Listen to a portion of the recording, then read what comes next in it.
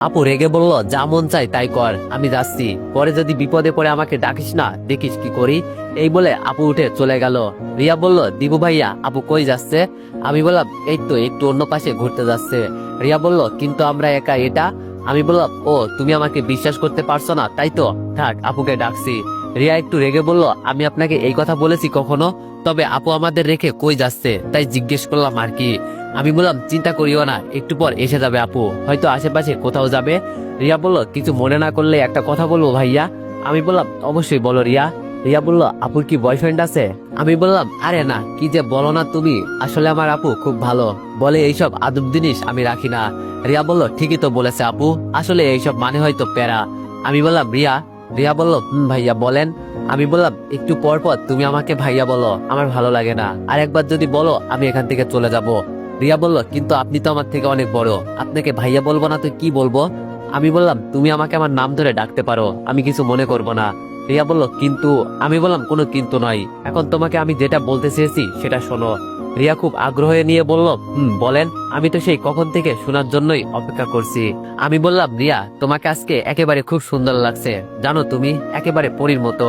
রিয়া বলল, এমনিতেই সুন্দর হলে কি হবে, আমি তো অন্ধ, কেউ যদি এটা জানতে পারে আমার কাছেই আসবে না, কথা বলবে তো দূরের কথা। আমি বললাম, আমি তো জানি তুমি অন্ধ, তো আমি কি চলে যাচ্ছি তোমাকে ছেড়ে? রিয়া বলল, আপনার হিসাব আলাদা, আপনি আমাদের পাশের বাসায় থাকেন, বলতে পারি আমাদের প্রতিবেশী আপনি, সেই হিসাবে হয়তো আমার সাথে কথা বলেন। আমি একটু রেগে বললাম, দিব একটা সর, তুমি আমার কাছে স্পেশাল, ওই বলতে পারো মানুষের জীবনে নাকি প্রিয়জন আসে, সেটাই তুমি আমার কাছে। রিয়া কিছু বুঝতে না পেরে বলল, বুঝলাম না ভাইয়া, কি বলছেন? আমি বললাম, আবার ভাইয়া? রিয়া বলল, আচ্ছা সরি দীপু। আমি বললাম, এবার ঠিক আছে। রিয়া বলল, বলেন কি বলতে চান? আমি বললাম, আমি তোমাকে পছন্দ করি, সরাসরি বললাম। রিয়া বলল, সে তো করতেই পারেন ছোট বোন হিসাবে।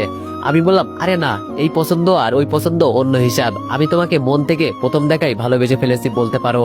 এটা শুনে রিয়া মাথা নিচু করে ফেললো, কোনো কথা বলছে না, চুপ করে বসে আছে। আমি রিয়ার দিকে তাকিয়ে বললাম, রিয়া কথা বলো না কেন, আমি কি কোনো ভুল কিছু বলে ফেলেছি? তাও রিয়া কোনো কথা বলছে না, চুপ করে বসে আছে। আমি বললাম, রিয়া আমার সাথে কথা বলবে না?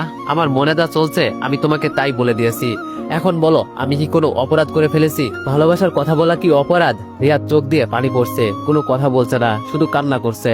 আমি এটা দেখে ভয় পেয়ে গেলাম, ভয়ে ভয়ে বললাম, রিয়া প্লিজ কান্না করিও না, আশেপাশে অনেক মানুষ তাকিয়ে আছে, যদি আমি কিছু ভুল বলে ফেলি আমাকে মাফ করে দাও, তাও এমন করিও না, আমার মনে যা চলছিল আমি তাই বলছি, তুমি যদি এমন করো না তাহলে। রিয়া চোখের পানি মুছে বলল, আপনি আমার সাথে এমন করছেন কেন? আমার মতো কত মেয়ে আশেপাশে হয়তো আছে, কত সুন্দর সুন্দর মেয়ে, আর আমার সাথে এইসব কথা বলে সময় নষ্ট করছেন কেন? আমি বললাম, কই সময় নষ্ট করছি, যাকে মন থেকে পছন্দ করি তাকে সময় দেওয়ার কি কোনো ভুল, বলো তুমি? রিয়া বলল, আপনাকে একটা বিষয় বুঝিয়ে বলি, আমি কখনো এইসব সুখের স্বপ্ন দেখি না, কারণ আমি অন্ধ, না পারবো বিয়ের পর স্বামীকে রান্না করে খাওয়াতে, না পারবো নিজের সন্তানের খেয়াল রাখতে, তাই নিজের সব স্বপ্ন মেরে একা থাকা শিখে গেছি, প্লিজ এইসব আর বলবেন না ভাইয়া। আমি মন খারাপ করে বললাম, আমি তোমাকে নিয়ে কত স্বপ্ন দেখি রিয়া, আর তুমি আমাকে এইভাবে ফিরিয়ে দিবে? আমার কিছুই লাগবে না, তোমার আমাকে রান্না করে খাওয়াতে হবে না, কিছু করতে হবে না, শুধু আমার পাশে থাকবে তাহলেই হবে। রিয়া বলল, এসব না বললে খুশি হব ভাইয়া, আমার এসব পছন্দ নয়। আমি বললাম, আমি কি কোনো ভুল করেছি রিয়া? আমি তো তোমাকে নিয়ে সুখের স্বপ্ন দেখতে চেয়েছি, অনেক ভালোবেসে ফেলেছি রিয়া তোমাকে, প্লিজ আমাকে তুমি ফিরিয়ে দিও না, দেখবে বিয়ের পর তোমাকে কোনো কিছু করতেই দিব না, আমি সবকিছু করার দায়িত্ব আমার, তুমি শুধু আমার পাশে থাকবে, এই পর্যন্তই, আর কিছু করতে হবে না তোমাকে, আর আমি তোমাকে চিকিৎসা করিয়ে সবকিছু ঠিক করে নিব, আমাকে একটা সুযোগ দাও রিয়া, না করো না।